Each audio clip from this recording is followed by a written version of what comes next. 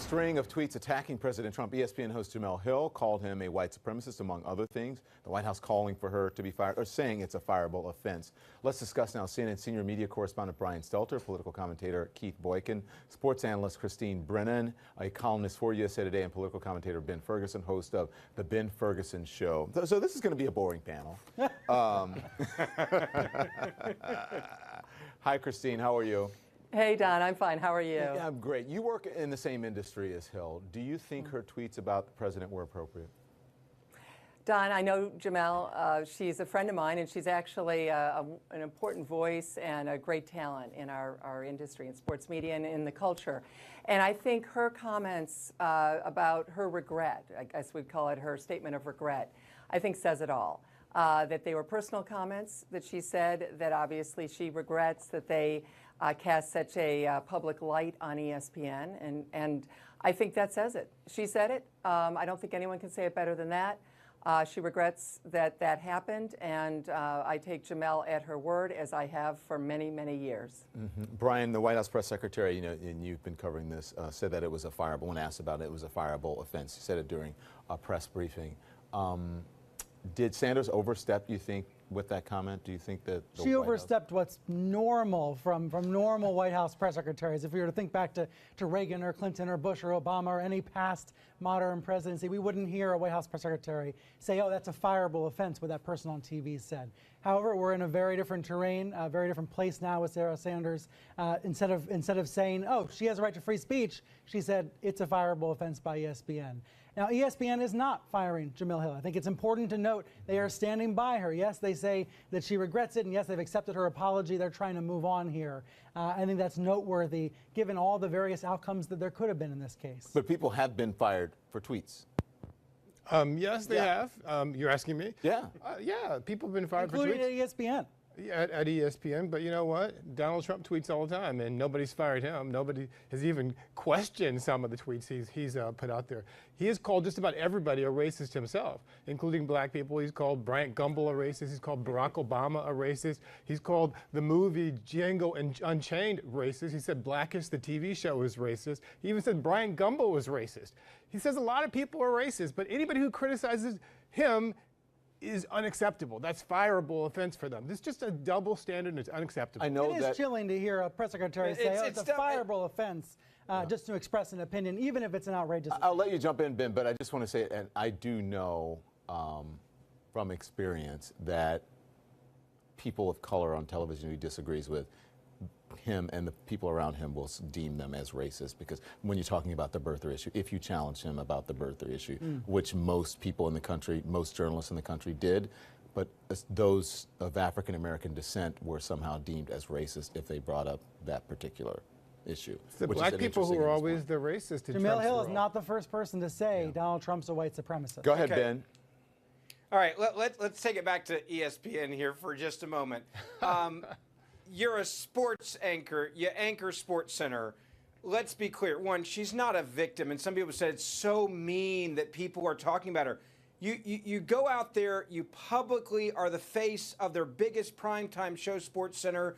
You tweet out that you think the President of the United States of America is a white supremacist, and anyone that basically voted for him is also a white supremacist. And her follow-up tweets, you're not a victim when you take the heat. The second thing is this. If you do sports, do sports. If you represent a sports network and then you go over to politics and you call the President of the United States of America a white supremacist, you're not a victim. You're an idiot for doing it. I think my point is this. If ESPN says, let me finish this because this is important. I don't think anybody should be fired as long as it's a consistent across-the-board policy of ESPN that you can go out there and say anything you want to politically if you work for them, because there's a double standard.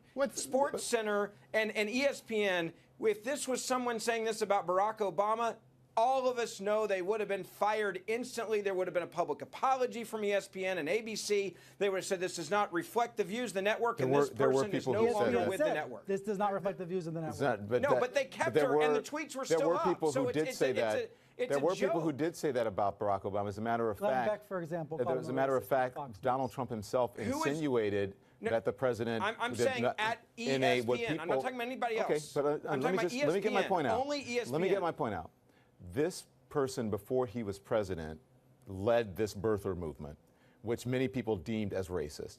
No one from the Obama administration or President Obama called for him or said it was a fireable offense from The Apprentice. So why the double standard? No one is saying Jemele Hill was right or wrong. We're analyzing the situation. So why the double standard here?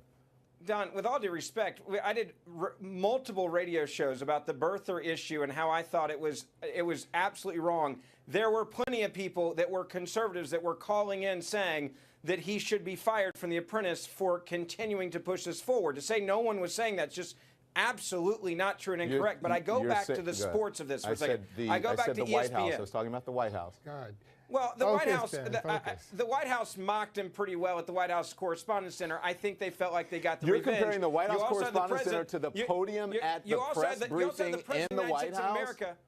You had the President of the United States of America that went on Jimmy Kimmel reading the mean tweets and read the one and then said, "You'll never be president," referring to Donald Trump, who's now the president. So let's not act like they didn't play the game, Jimmy Kimmel man. is the Come same. on. A joke You're on still Jimmy the president Kimmel of the United States of a America. joke on Jimmy Kimmel is the Don, same as the briefing room Don, where you're policy still the is. president of the United Ben, States of America. you're You can't have making a no standard sense. for the White House You're press making no briefing room. sense.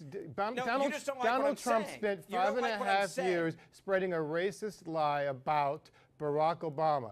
Donald Trump went on Twitter Look, I and know you don't like Donald Trump, but we're talking about called ESPN. President Obama a racist. And then somebody calls him a Again, racist the and he voters gets decided that what outraged you're about it saying they and weren't uses the White House some staff voters. to call for the firing of that person from a job. What hypocrisy Again, that is. you got And for you to asked a sit there and just to question. come up with all these You got asked obfuscations a instead of question and addressing All she right, answered the everybody, question. stop. On the other side, right after the break. Okay, back now with my panel. And so, panel, listen, Ben Ferguson said, let's keep this about sports. Is this true? Listen, and people do get fired for tweets. But to say that sports is just about sports and it has nothing to do with politics, has nothing to do with the culture, I think Christine is a bit disingenuous, especially if you look at one example, Jackie Robinson. And you see how sports has actually changed things when it's come to the culture. So it's not just about sports, is it? Oh, no, Don. In fact, that intersection of sports and culture, I think we're in that intersection more often now than we've ever been before, whatever the topic might be. Ray Rice, domestic violence, Jerry Sandusky, the terrible Colin issues at Penn Kaepernick. State.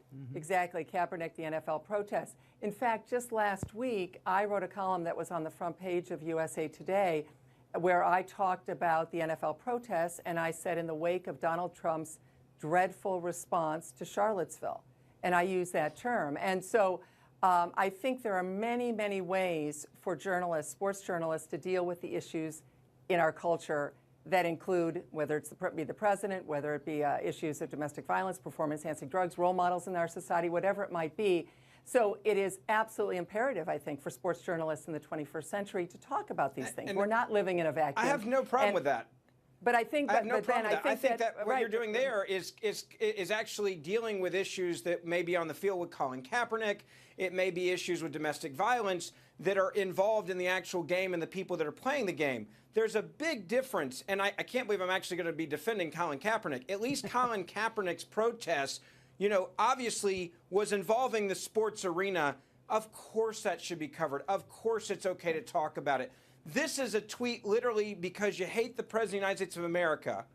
It's and not you go out there and because you say, hate the I don't President like of the him, United so States I'm of going to America. call him a white supremacist. That's not and what everyone you that would was do. voted for him as a white just finish- supremacist. It's not If I about. It's just not may- about hatred about the President of the United States. It's about Of the course it president. is. Look at our Twitter feed. It's about what the president has done. His pattern of behavior. He just last month refused She to condemn. doesn't like him. refused to She condemn hates him. refused to condemn the people, the Nazis and the white supremacists in You Charlottesville, don't and call the equated president a them. white We don't have to supremacist go if you through this like whole him. thing again. Okay. But it is May a I- news story. It's a legitimate news story. Christine that has affects sat by African patiently. Let American Christine talk. Go ahead, Christine. Well, I was just going to say that I think there's someone, Ben, who actually might agree with you on the point you're making, and that's Jemele Hill. If you look at her statement of regret, She never I think apologized. but she talked about how she regrets Right, and this. the What I'm tweets are still saying- there. Well, No, you that's know because what? ESPN forced her to say it. Then what she's she an honest- said. she's an She's honest apologizing person for saying it by as putting- an ESPN employee and for hurting the company. Well, Ben, conservatives are attacking ESPN, saying it's got a liberal bias. This has been going on for many months. They do. It's put ESPN in a really tough spot. They say that you can't just stick to sports because sports are political. There's a lot of political stuff to cover. But I think if Jemele Hill had written an essay for SportsCenter about this topic, and it had been read by her bosses and edited by and approved ahead of time, there wouldn't be this conversation.